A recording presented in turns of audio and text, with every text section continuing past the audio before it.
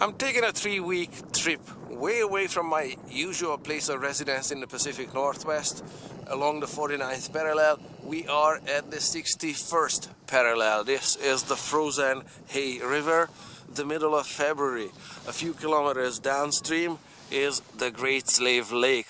I was told to dress warmly because normal temperatures here are 40 below. That's minus 40, folks.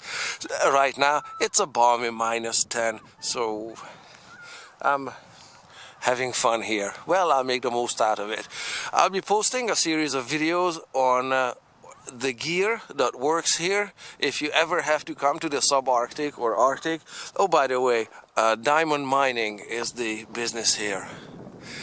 You can research the rest. So if you ever have to come here, I'll post a few videos on what's the stuff that works here in terms of gear, and I'll be also shooting a few videos about interesting animals and plants that I find around here that haven't migrated anywhere and aren't frozen to the branches.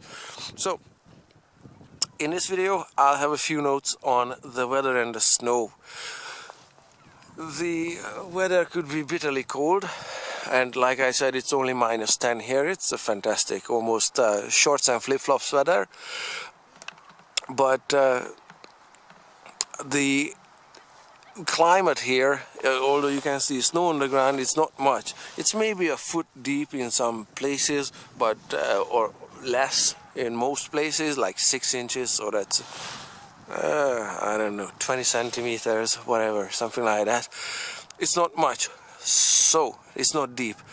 This is maybe not a desert, but an arid area with not much precipitation. It's very dry here. The air is very dry. You can see across the air the floating ice crystals here. Ice floats is what I call these. You can see they are falling or moving across the lens here against the dark background. So it's not snowing at the moment. These aren't snowflakes. It's just any amount of moisture that's in the air just freezes immediately and drifts across.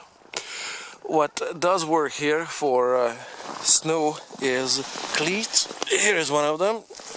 I'll have a full review on this one. Snowshoes weren't really or aren't really necessary, but these ones work fantastically well. The snow here is bizarre or just different from the 49th parallel snow. It doesn't stick together. It doesn't make a snowman. It's quite dusty, and because it's dry here, moisture in the snow doesn't lubricate the snow, so it's loud, squeaky. It's even squeaky this way. So that's what I mean. As it melts in my hand, it does stick together, but normally it just doesn't.